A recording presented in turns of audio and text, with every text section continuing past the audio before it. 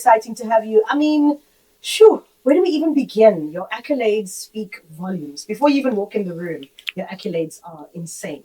But let's get to the crux of it. Where did you fall in love with filmmaking? The first time I ever stepped on a set. And that was many, many years ago, Carol, and that was as an extra. Okay. The most humblest form of being on a set is being an extra. Right. And I was, in the print media industry back in the day that was huge. So sales and marketing of Forbes magazine, Suit Times, and all these big brands. And then I come across an ad looking for 300 Indian extras. And I'm like, okay, cool. This must be a good or big production. Let's check it out. Right. And then I was on set and it was just lights, camera, action. And at that point, I knew this is it. This is what I wanted. And I just loved the chaos. And I was so intrigued by everything that went on. Wow. And tell me, can you share what set was this that made it all happen for you? Like the switch went on? It was an international series that was recreating Burma in Durban, the streets of Durban. Oh, wow. Okay. And then in that moment, you knew you wanted to be behind. Absolutely. I mean, I studied law and, being a creative, you need something that stimulates you. And so I think I always shied away from it, taking on sales and marketing. And then I found my calling. You found your calling. Now you've worked on more than 100 productions. From local favorites like Umkoka to Nollywood blockbusters out in Nigeria, and also 90 Day Fiancé, and I think Sugar and Spice, you had your hand in there as well. Content producing. Oh my goodness. So, what would you say was a defining content moment for you that you said, this is something I'm so proud of? So proud of would definitely be last year's record-breaking 161 teams of filmmakers gathering together to make a short film, and there was a collective win. So it wasn't a win for myself as a city producer.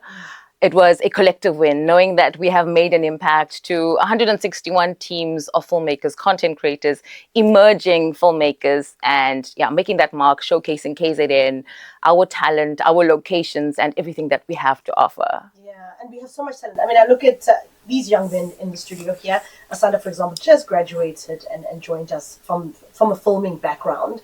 And you clearly have a passion for young people and film and storytelling.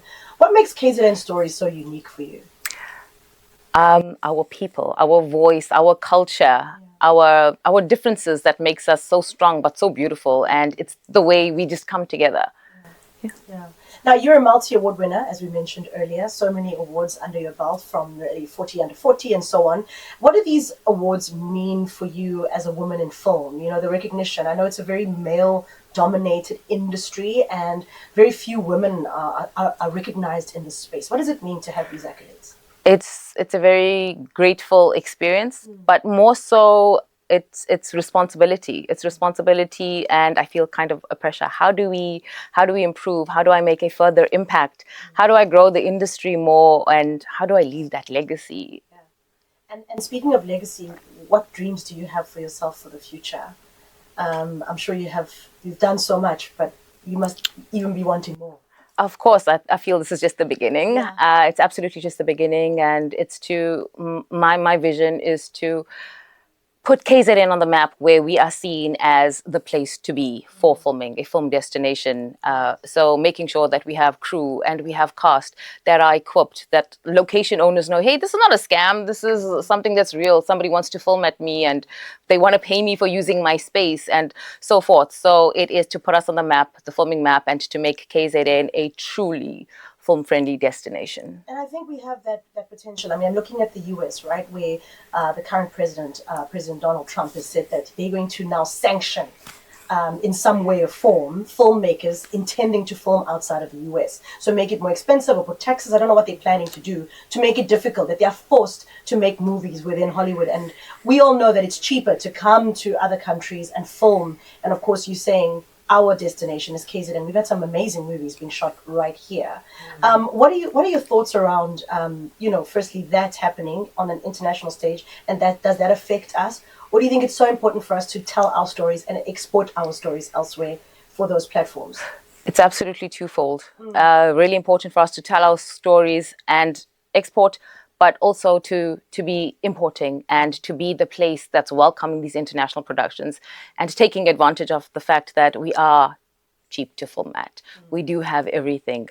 And just making sure that the international productions and studios get a taste of what it feels like. I mean, Cape Town has it all, and international productions go there all the time. Right.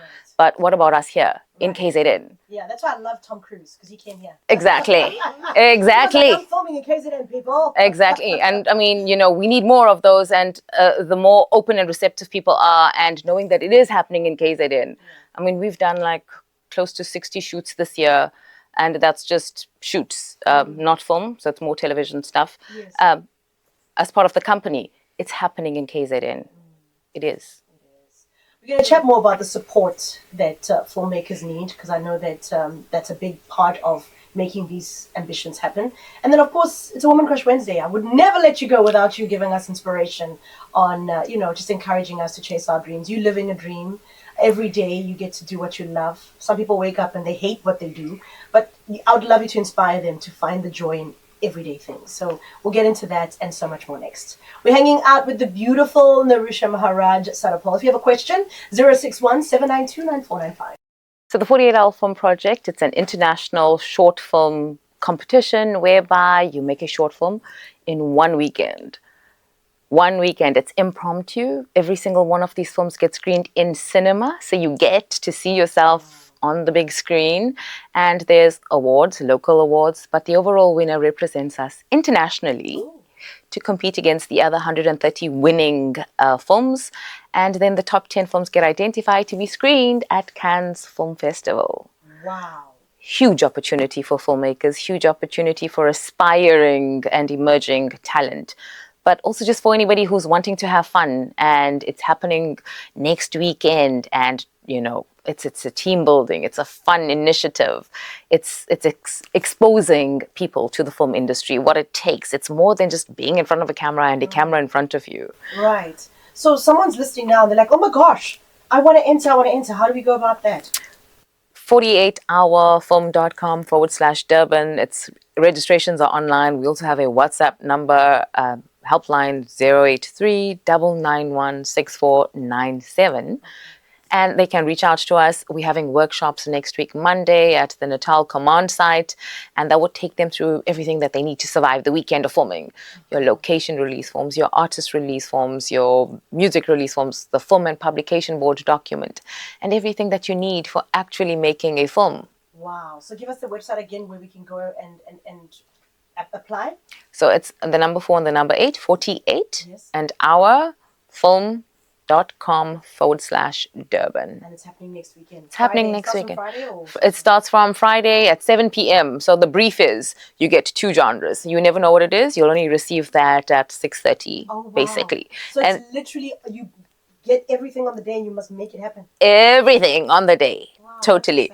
So 6:30, receiving your genres. 2 genres, 3 elements, which is a character, a line of dialogue, and a prop. Wow. And you'd have to incorporate this into the film. And that's how we know it was made that weekend, not any other weekend. Right. Wow, that sounds exciting. 48, the number, ourfilm.com/Durban. I love that. Now, let's talk a little bit about, you've been the driving force behind 48-Hour Film, which recently broke records, by the way. What inspired you to take this on personally for you? It was an opportunity I wish I had, more specifically when I was in school. And a lot of public schools don't even have drama, let alone film studies.